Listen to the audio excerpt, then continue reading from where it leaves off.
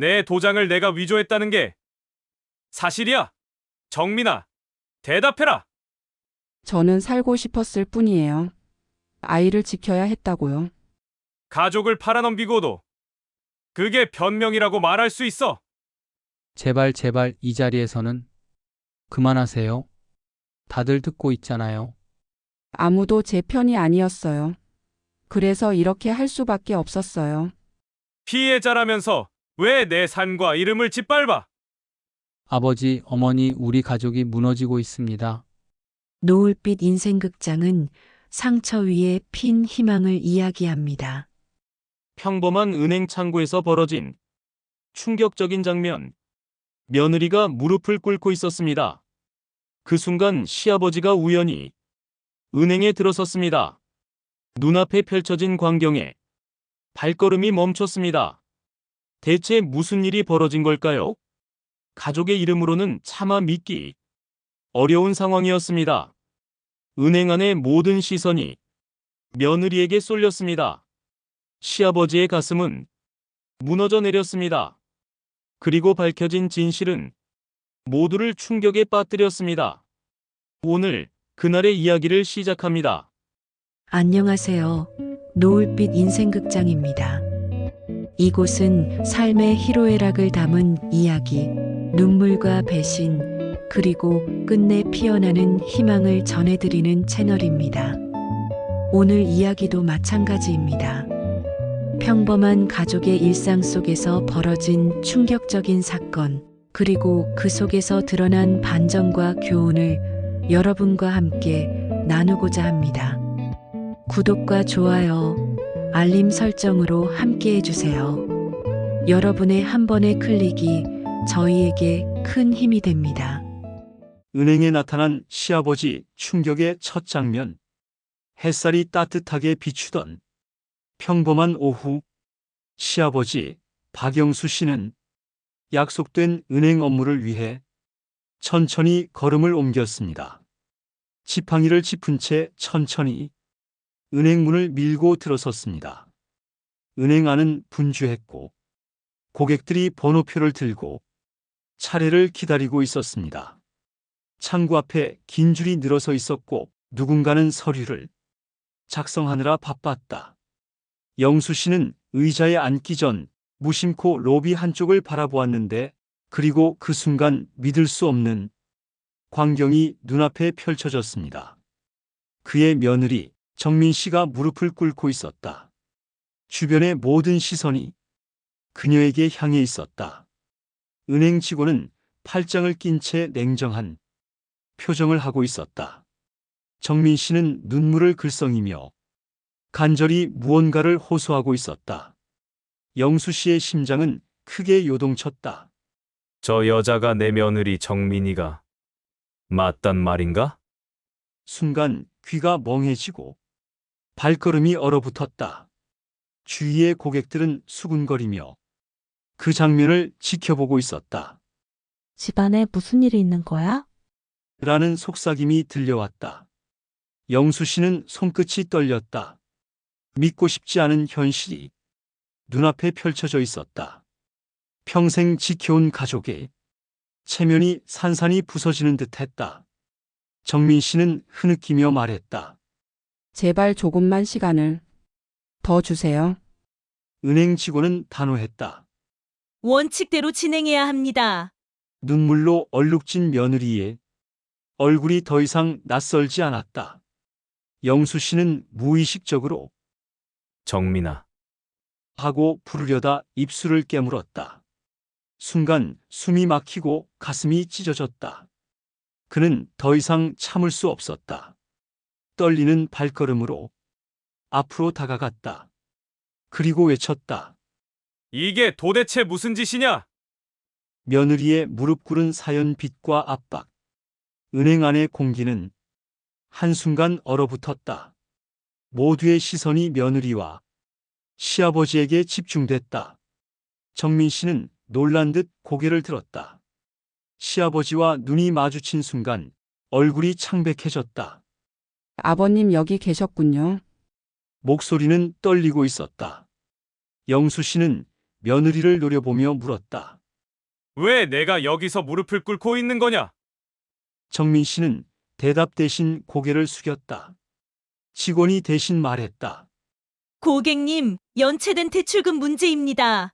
영수 씨는 충격을 받았다. 대출금? 무슨 대출금 말이냐? 정민 씨의 입술이 파르르 떨렸다.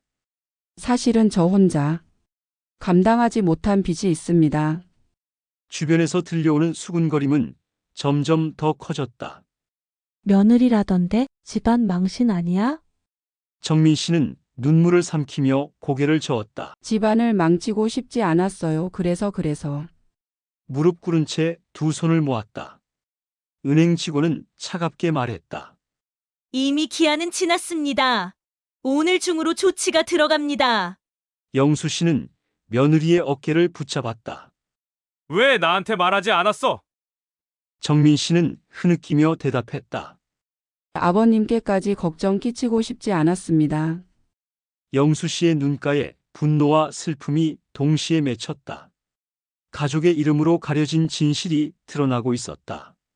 그리고 그날 운명의 수레바퀴가 움직이기 시작했다. 숨겨진 진실의 폭로. 은행 로비의 정적은 점점 더 무겁게 가라앉았다. 정민 씨는 떨리는 손으로 서류 뭉치를 꺼냈다. 그 서류에는 거액의 대출 계약서가 적혀 있었다. 영수 씨는 손에 쥔 서류를 부들부들 떨며 펼쳤다. 거기엔 며느리의 이름이 또렷하게 적혀 있었다. 이게 다 내가 혼자 받은 대출이란 말이냐? 정민 씨는 고개를 끄덕이며 눈물을 흘렸다. 생활비와 아이 교육비, 병원비까지 버티지 못했어요. 영수 씨의 얼굴이 일그러졌다. 주위의 고객들은 더 이상 속삭이지 않았다. 모두 긴장된 공기로 그 장면을 지켜봤다. 정민 씨는 흐느끼며 무릎을 다시 꿇었다. 잘못했습니다. 제발 조금만 시간을. 영수 씨는 참다 못해 책상을 주먹으로 내리쳤다. 쿵 하는 소리에 모두가 놀라 고개를 돌렸다. 가족을 두고 왜 내가 혼자 이 짐을 짊어지느냐?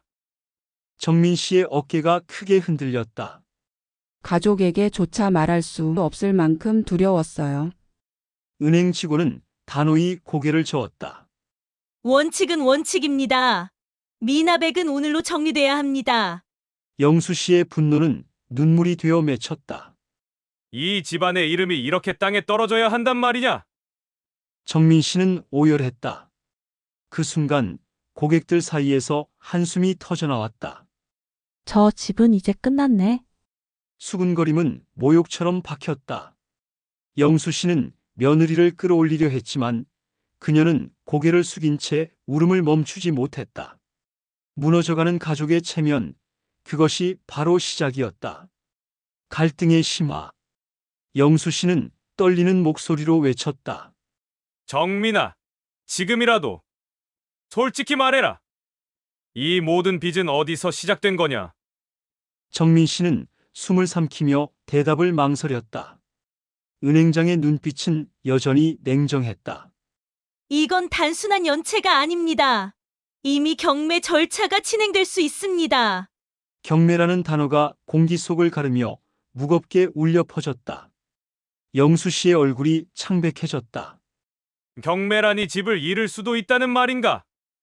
정민 씨는 손으로 얼굴을 감쌌다. 죄송합니다. 제가 저 때문에 집까지. 로비의 긴장은 숨조차 가쁘게 만들었다. 영수 씨는 손에 쥔 지팡이를 세게 짚었다.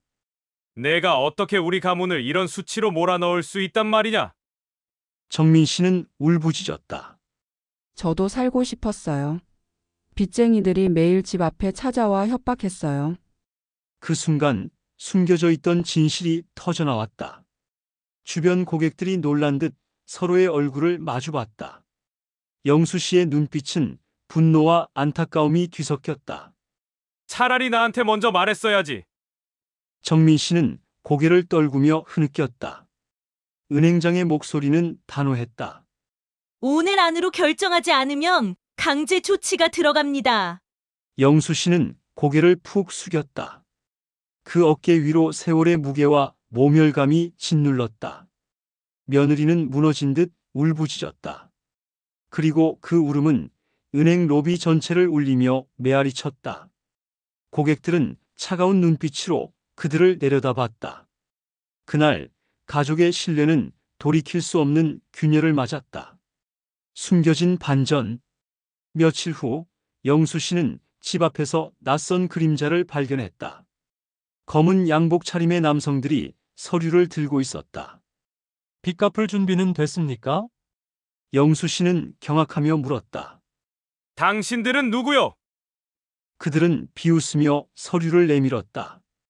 당신 며느리 이름으로 된 차용증입니다.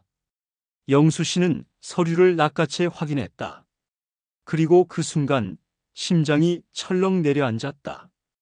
도장이 찍혀 있었는데 그것은 분명히 자신의 도장이었다. 이건 내 도장이 아닌데. 정민 씨가 위조한 서류가 드러나고 있었다. 영수 씨는 분노로 치를 떨었다. 내가 이런 짓까지 했단 말이냐? 집 안으로 들어가자 정민 씨가 창백한 얼굴로 앉아 있었다. 영수 씨는 서류를 탁자 위에 던졌다. 이게 뭐냐? 내 도장을 도대체 어떻게 한 거냐? 정민 씨는 고개를 숙이며 흐느꼈다. 살기 위해서였어요. 제발 이해해 주세요. 영수 씨는 숨이 막혀 말을 잇지 못했다. 그 순간 집안의 공기는 폭풍처럼 요동쳤다. 진실은 이미 드러났고 숨길 수 없었다. 영수 씨의 손은 떨렸고 눈에서는 눈물이 흘렀다. 가족이란 이름으로 나를 이렇게까지 배신할 수 있단 말이냐? 정민 씨는 무릎을 꿇고 용서를 빌었다. 그러나 무너진 신뢰는 다시 세워지지 않았다. 집안에는 깊은 침묵이 흘렀다. 영수 씨의 시선은 멀리 허공을 향해 있었다. 그것은 절망이자 동시에 다가올 싸움의 시작이었다. 감정의 폭발. 영수 씨의 눈빛은 불길처럼 타올랐다. 정민아, 이제는 솔직히 다 말해라. 더 숨길 게 뭐냐? 정민 씨는 눈물을 닦으며 입을 열지 못했다. 무거운 정적이 방 안을 가득 메웠다. 결국 영수 씨는 두 손으로 식탁을 세게 내려쳤다. 그 소리에 그릇이 흔들리며 부딪혔다. 정민 씨는 몸을 움찔하며 눈을 질끈 감았다. 내 도장을 위조하고 집안을 빚더미에 올려놨다. 이제 뭘 더 빼앗으려고 했던 거냐? 정민 씨는 흐느끼며 무릎을 꿇었다. 저도 살고 싶었어요. 아이를 지키고 싶었어요. 영수 씨의 눈에 분노와 슬픔이 동시에 고였다. 내가 살고 싶다고 해서 가족의 신뢰를 팔아넘긴단 말이냐? 정민 씨는 울부짖었다. 저를 몰아세우지 마세요. 저는 혼자였어요. 그 순간 영수 씨의 가슴 속 억울함이 폭발했다. 그는 자리에서 일어나며 외쳤다. 혼자라니! 내 앞에 가족이 있지 않았느냐? 공기마저 흔들리는 듯한 분노가 거실을 가득 메웠다. 정민 씨는 얼굴을 감싸쥐고 주저앉았다. 식탁 위에 밥그릇이 하나 둘 바닥으로 떨어졌다. 쨍그랑 산산이 부서진 그릇은 가족의 신뢰처럼 조각났다. 방 안의 아이 울음소리가 긴장 속에 섞였다. 영수 씨는 잠시 멈칫했지만 분노는 여전히 멈추지 않았다. 정민 씨는 울음 속에서 떨리는 목소리를 냈다. 제가 잘못했습니다. 하지만 저도 피해자였어요. 그 말은 더 큰 불길을 부채질했다. 그날 밤 가족의 대화는 울음과 고함 속에 무너져 내렸다.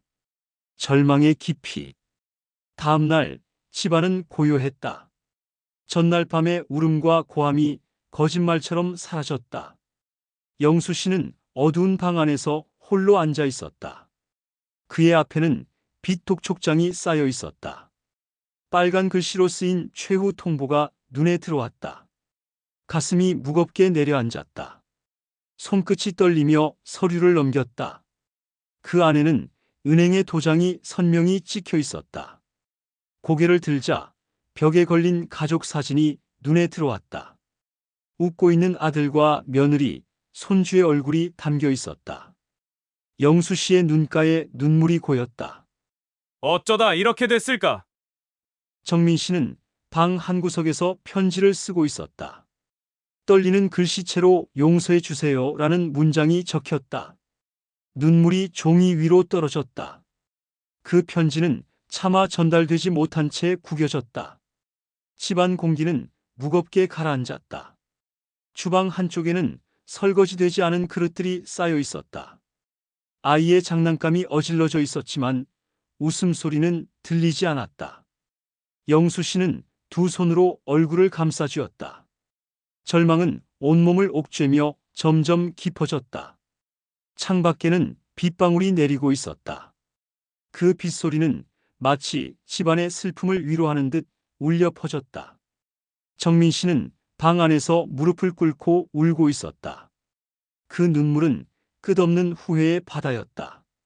그러나 후회로는 아무것도 되돌릴 수 없었다.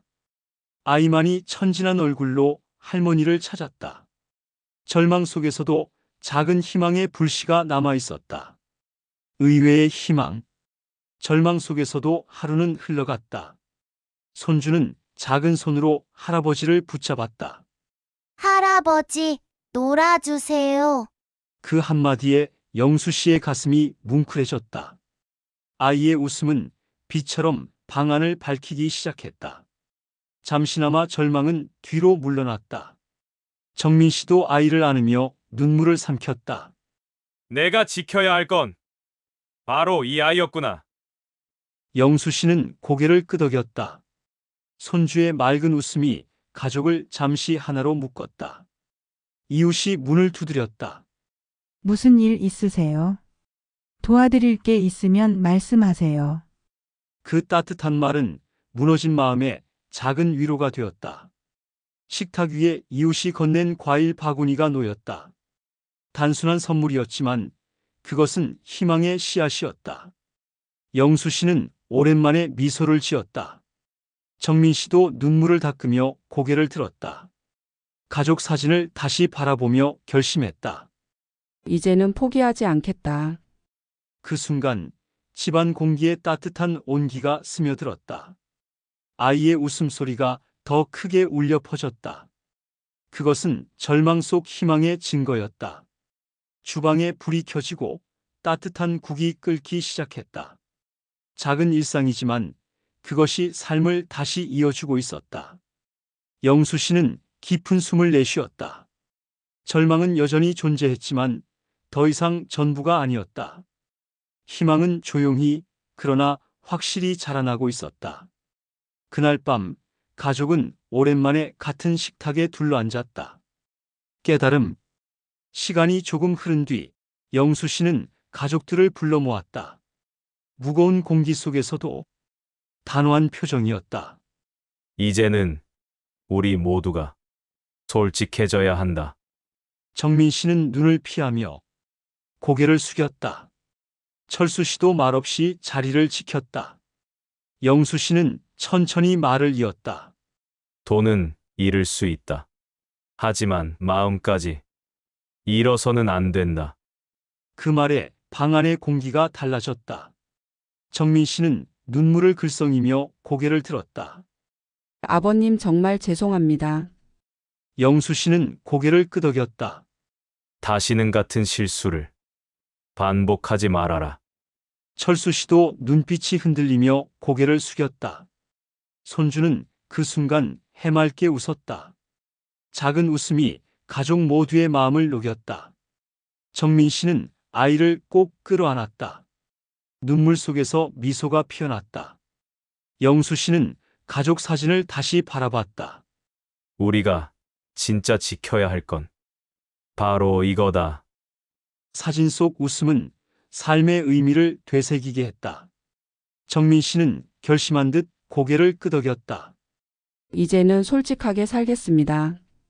그 말은 진심이 담긴 약속이었다. 영수 씨는 깊은 숨을 내쉬며 말했다.